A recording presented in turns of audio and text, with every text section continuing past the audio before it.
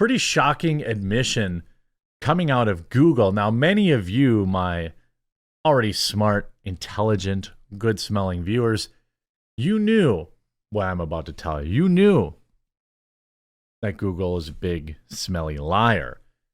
But the general public did not know. Normies did not know. And it took Google losing a massive lawsuit over your data, over your security, for them to finally admit it. Of course, your data is never truly safe.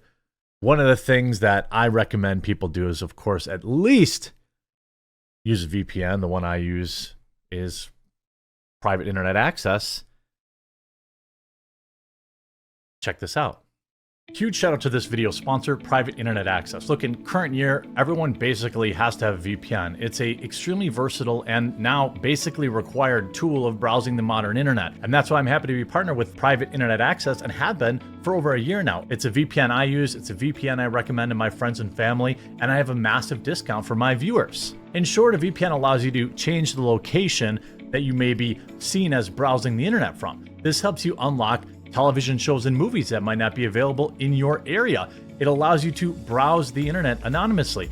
Heck, even right now, we just saw several countries, for example, Google and Meta are now blocking news in Canada. And, well, how are you going to get your news? Well, you could change your location. VPN helps protect your privacy, secure your data, and bypass network blocks. It comes in extremely important all the time.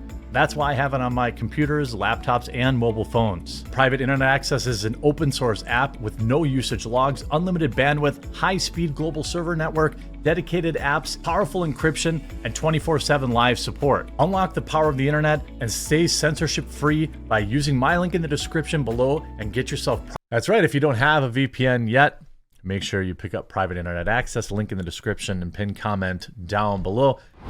Google finally admits that they are in fact still collecting your data while using Chrome's incognito mode.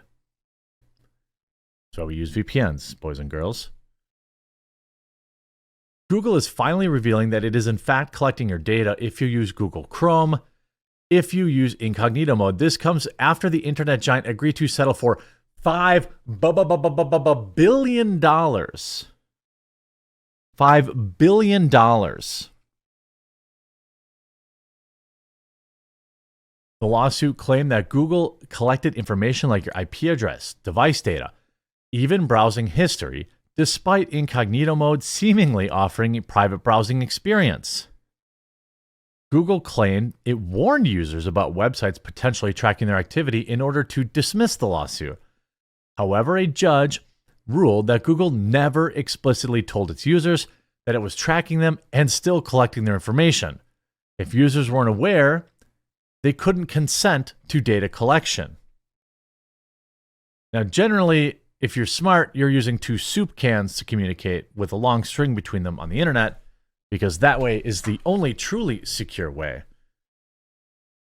But basically, from what I understand, incognito mode just like didn't keep a public browsing history. So it's like husbands could use incognito mode to go to those special websites and their wife wouldn't see their history. Or maybe wives would do it.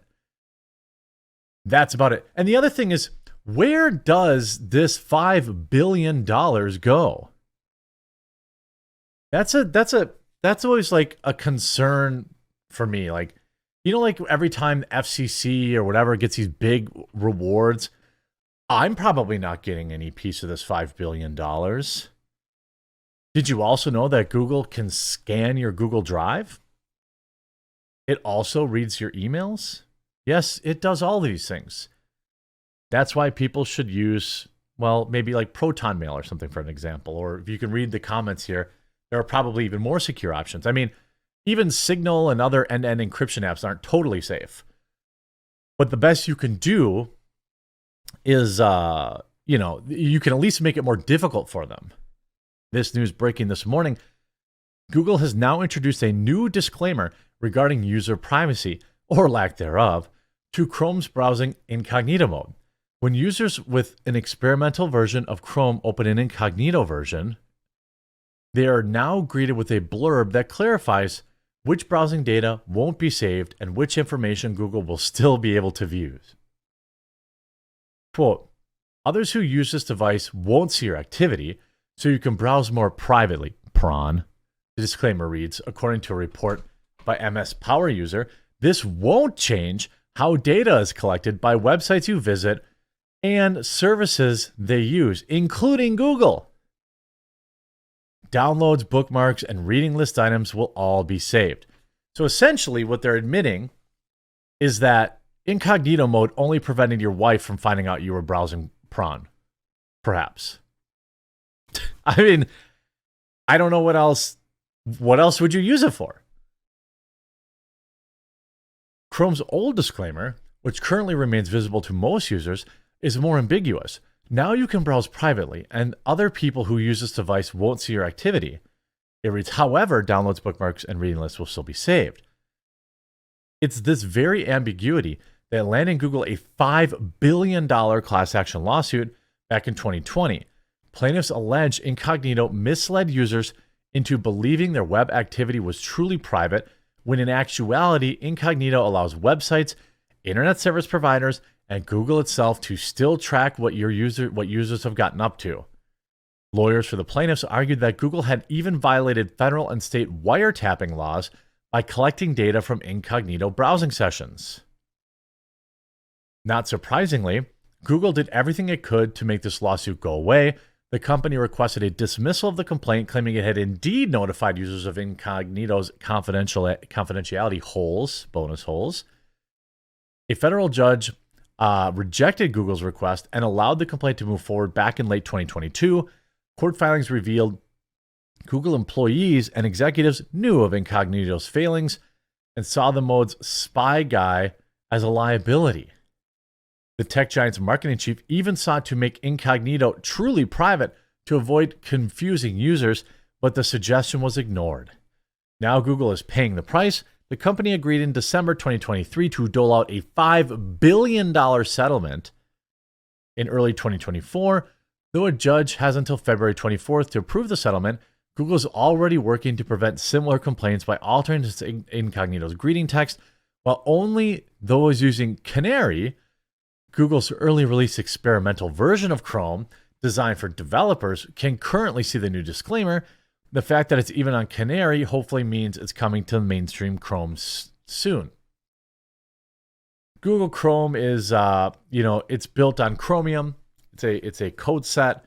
Many browsers are in fact built on this same code, but the old adage is if the service is free, then you're the product, right?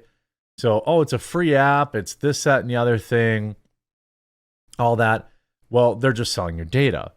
And look, I understand ultimately that there's no real sense of privacy.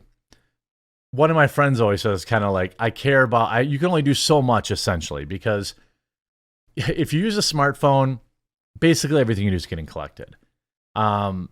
If you're using a laptop, a tablet, all this kind of stuff, basically all your stuff's getting collected. But you can make it more difficult. Again, making smarter decisions with your web browser, using VPNs, disabling cameras, disabling location tracking, disabling microphones, things of that nature. I was just going through considering getting a new cell phone, and I had reset all my devices on I have like an Samsung S22 or something like that. And I was like looking at it, I'm like, oh yeah, not only did I pay $1,200 for this phone, but it's also loaded with bloatware and games and all this other crap that I didn't ask for and I didn't want. There actually was, I know a lot of people might not remember this, but there actually was a time when you'd buy a cell phone and it wasn't completely loaded with crap. It would have Snake on it, maybe a calculator. And like now, even when you're paying for a cell phone, you're still the product. They're getting your $1,200 for the phone, but they're also still selling that phone space to other companies for, addictive microtransaction video games, tracking services. They're selling the data, all this kind of stuff, and some level of it, I guess you just have to accept. And, I think that if you look at, for example, the code set in Chromium, many browsers are built on it. It doesn't mean that the code's bad. There are other browsers out there that are much better. I don't want to endorse anybody, but there are many options out there. I haven't used Chrome in years. By the way, Firefox is also woke, just so you know. Their company's full of woke morons. So I will say, don't use Chrome and don't use Firefox. Heck, even Microsoft Edge is better in performing. Did you know that? Microsoft Edge is actually a decent browser. Who would have thought that? Not me. Well, now Google is actually being forced to admit for the past how many years that every time you're in incognito mode, they're still collecting your data. I, for one, am completely shocked.